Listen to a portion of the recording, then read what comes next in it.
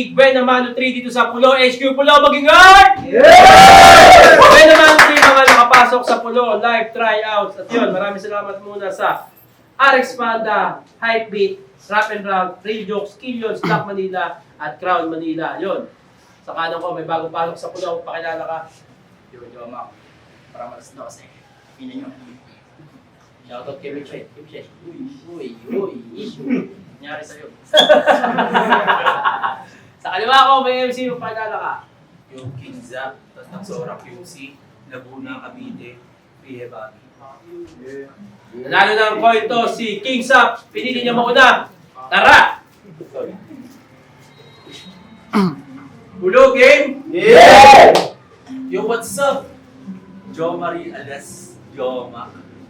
Nuts, Jomak?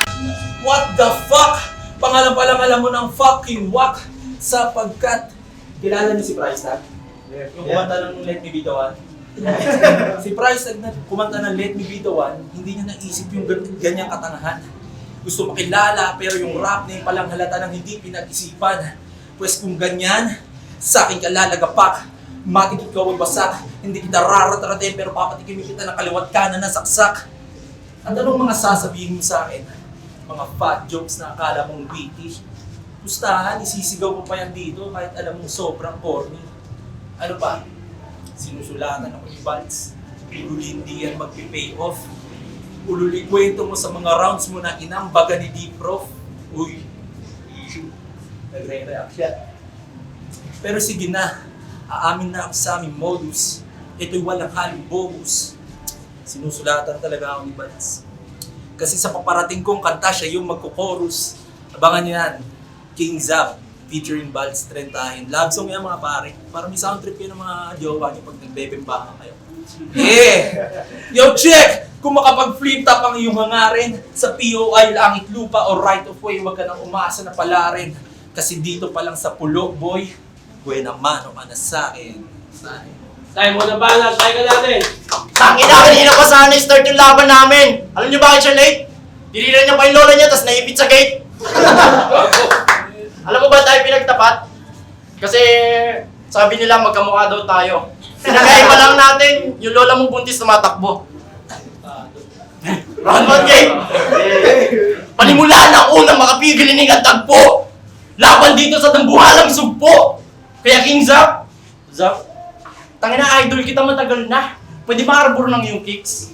Matagal ko na kasi gusto magka-Jimmy Santos 6. Tangin na, ningi ko lang madugo para itong laban maging positive mukhang di kayo nakakaintindi. Puta sabi ko huwag kayo sa akin magsasampit ng dumi. Tangin na, kahit anong sakmal mo, hindi ka titingmula ka sa akin pagkakataon. Ilaban niyo ba naman yung tarantula dito sa gagambang milon? Kaya, pasensya na, gagampan ako muna pagiging masama. Ano kung ako'y dihado? Iba't ibang klase ng demonyo na lapa sa'yo kasi mong kampyado. Atake mula sa endomorph, mabilis ko lang iiwasan parang chicks nandun sa court. Chicks? Gusto mo rin ng chicks? Pues magbibigyan kita. Sisiyo dun sa salamin niya, sumasalamin ko paano ka na ito hahanapan ng justisya. Tangin ang laki mong bulas. Pag pinashot nyo to, lunok pati shot glass. Oh, inuman, walwalads. Yoko yan. Wala na yan sa akin pamantayan. Inom lang ako pag ikaw na itong pinaglalamayan. Oo, paglalamayan to. Di ka na muling sisikatan pa. Well, at least, di ka na mapipressure. Kasi kahit nakaiga ka, meron ka pa rin light exposure. Di ba sa classroom niyo, solo mo lang isang room? Paano pag mapasok siya, wala ng space? Sa sobrang taba ni Gago, meron pa siyang kanin na tulam sa pencil case. Tangin na, nung gabi di ako nakatulog, pinakinggan ko kasi kanta nito. Sakit sa tenga, bigla ako napaaltab. Panira ka naman ng 6 parang apply mo dun sa aldab. Pero ngayong gabi, matutulog na ng mahimbing pagkatapos ko tumakapak-kapakan ka mauutas mukha niya, tangin na magkikislapan, tuloy-tuloy yung tulog nito, parang tupa dun sa sabsaban.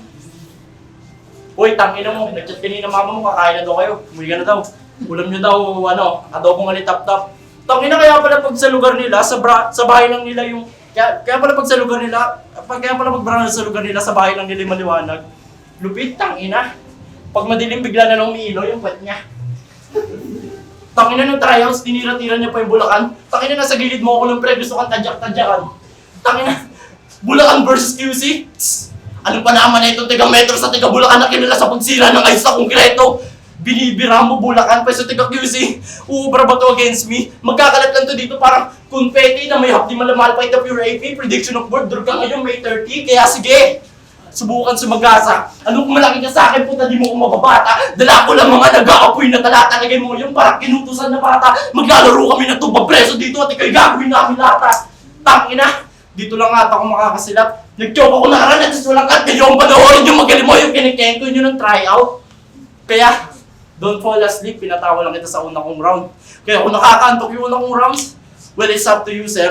Papatayin kita sa sarili mo palagi na pala Freddy Krueger! Tangina ka, ano kala mo sa akin? Walang bitaw at patapon. Tangina, mananatili ng tumalakas at tibo parang bulkan ka naon, tulong. Tayo, pakinabahan, tayo natin. Yo, dinamay pa yung aking lola.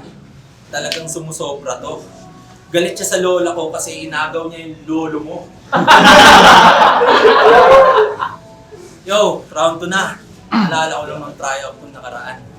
Kinabukasan, rumekta ako sa hood nila kasi may aatinan akong kasalan. May kainan, inuman at konting hip-hopan. At gusto ko lang inyong malaman na putang ina ng SJDM Bulacan. Tang inang lugar yan. Lubak-lubak na tinubuan ng konting daan. Well, sa QC, lubak din naman. Pero sa ibang paraan. Paano kaliwat kanan, ang daming nakahandusay na katawan. At kung iyong mamataan, kung sino-sino yung mga yan, wala lang. Mga katawan ng rapper sa lugar namin na pinilit sa akin manlaban. Pero mabalik tayo sa tryouts. Sabi nito, TF ni Harlem dapat 50 lukot. Ulol hindi yan nice, G. Dati pabalagbagan ang skitso at mukhang pera, nasa chat ka pa ng iyong mami. At yung skitso, nakatatak na yun sa hip-hop bilang trio na legendary. Tang ina mo kung walang Harlem 1 at MC, wala kang sound trip ngayon na hip-hobby. Samantalang ako, kayabangan at kapupalan walang mapaglagyan. Binirasin na siya nung tryout, dinamay si D-Prof nung round 1. Dapat dun pa lang, alam mo na yan. Wala akong respeto sa mga rapper na taga SJDM Lubacan. Lubacan, Bulacan, Motusulul. Gas-gas na yan. Alam ko rin naman. Pues ito bago kasi sa akin yan ang laban. Promise ko sa'yo hindi mo ito magugustuhan. Alas 12! Yung kagrupo nyo! Pakibakapan! Kasi pag tinalo ko to dito ngayon, balik tryout ka na naman. Tayo, pakinabahan at pahinga natin. Okay, nabanggit niya si Nasha. Okay, onting recap lang. Noong tryouts, tinira niya si Nasha. Ang pagtira ng MC ng pulo, ang kanyang signature. Panay bash mo kay Nasha, palibasa lola mo, matabang insecure.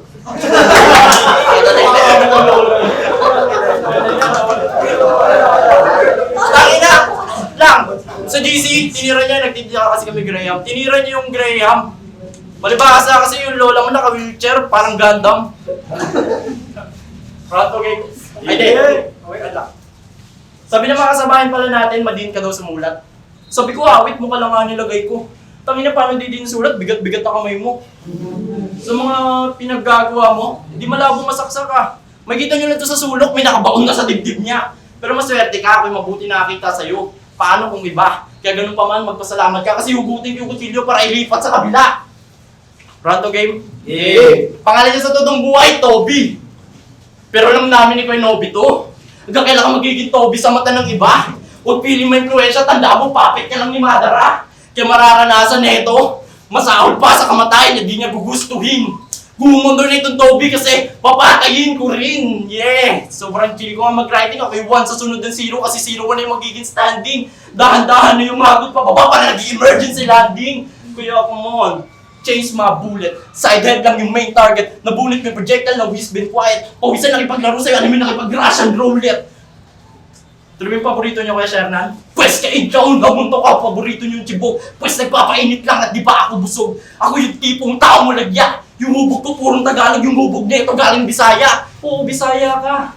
Ikaw lang yung fuel boy. Pero enough na ba yan para mag-create ka ng apoy? Kahit mag-init ka pa dyan, walang chemical reaction. Pag tinanggal ako ng oxygen to, paano ito magka-combustion?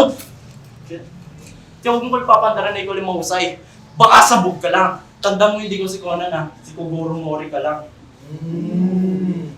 Di ba? Obvious naman na penetrate. Mabilis pa nga ito sa AI na nag-generate. Plus 50 ka na pag yung mga rounds mo hindi chat GPT nag-create. Kaya Tangin ng kingsap to, lasog-lasogin na to hanggang tumigil na yung karera. Lalagyan ko lang ng question mark yung Coutinho nito na Chapuera. Di na magtutuloy pagkat miniris ko na yung Toby dun sa Coutinho niya. Ano? Magubusan tayo ng hangin? Punta ko malalim mga bara mo, puta akin na sisisirin. Kung hindi bro mga pana ko sa pasabog na dinamita kita dadalihin. Kaya rito hinatilangin mo man ako sa estilo mo pasikot-sikot. Mananatili lang ako kalmado para klipan na di mo paikot. 27, laban sa 21, di ka makarmahin yan. Wait, you each got 6 years, tas next month lang, 28 ka na, di 7 years. Yung 6 turning into 7. Utangin mo, ganyan kasi mga balatan mo! Ano yung piling demonyo, tas sa likod may panyo? Kanina pa kita tinanggalan ng sights, wala ka pala to, wala ng sense.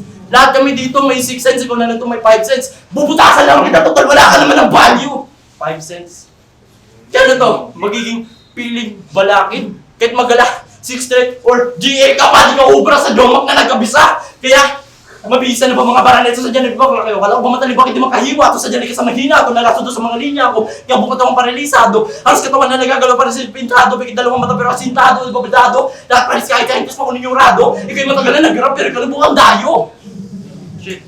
Oh, kala nyo tapos na ako, di ko alam bumakawat yung pabakan mo pag ako nagaling mo ako ba't sa bumalig sa akin at mga kabaratan nyo kalabot. Ito ka na po ko sabi mo kilinda pero sumanan ng putang inampaw!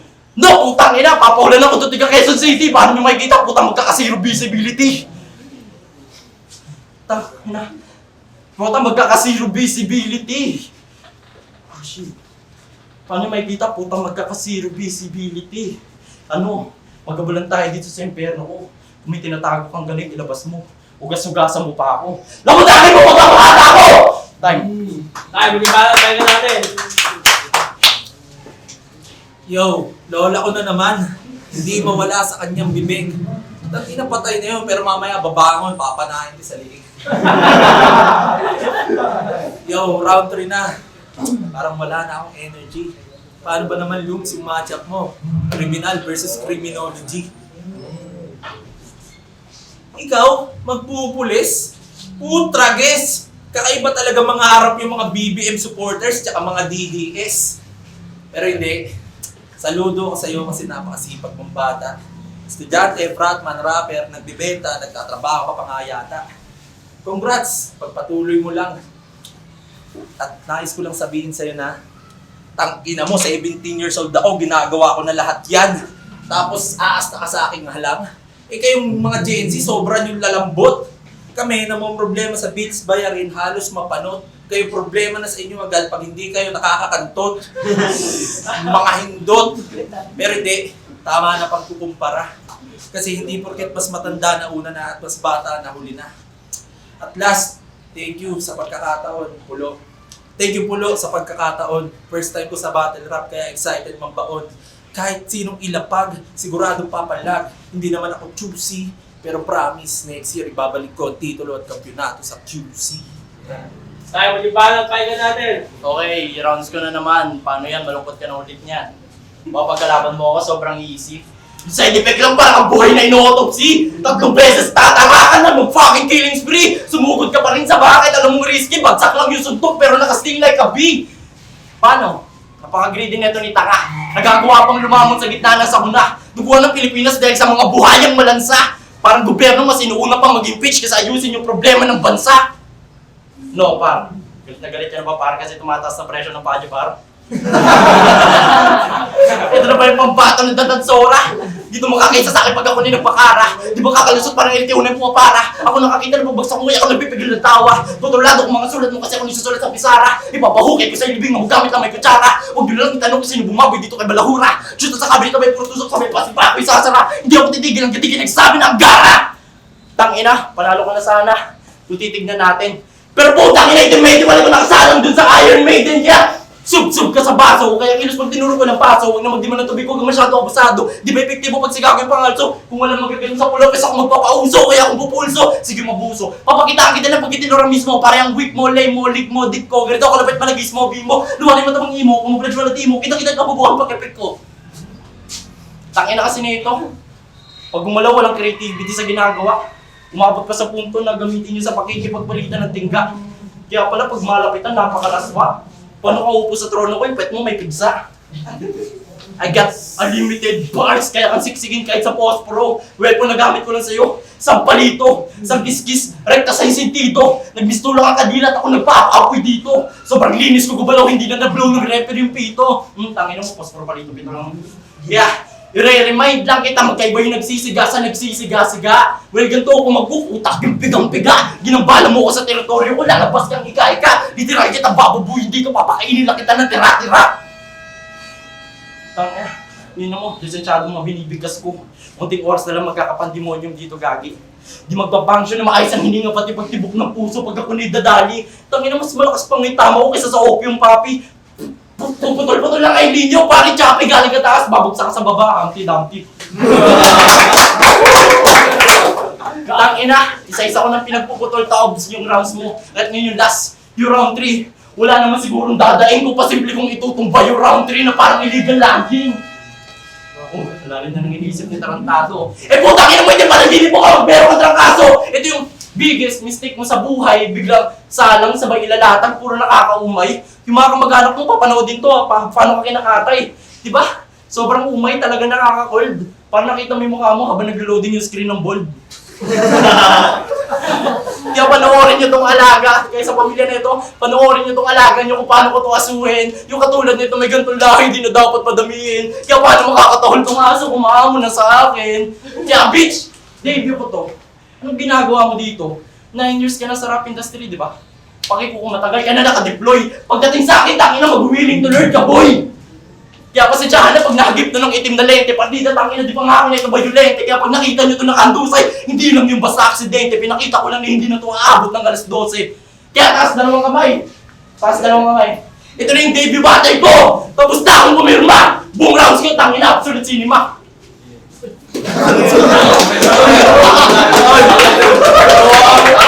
Mula Rampati ni Gwen na maluto dito sa Pulo HQ. Pulo sa best po maging Grand Manila, Black Manila, Killions, Real Jokes, Rap and Rag, Hypebeat at RX Panda. Yun, mga pasok, bagong pasok sa Pulo. Pero ang boto ng Orado, 3-0 para kay Joma. Absolute Shoutout kay King Zap. Yung shoutout sa professor ko kay Kenneth Mendoza sa fraternity namin, Villasan Jose Borla Community Chapter, kay Christian Calves, kay Loris Valencia, tapos sa mga tropa ko sa Birata, shoutout sa girlfriend ko, sinamahan ako dito, nasiraan kami ng motor. Yo, King Zap, shoutout sa tropa ko, si Harley Medrano, pupunta dito. Kay Jomac, lupit ng pinakita. Bawi ako next time kung may next time.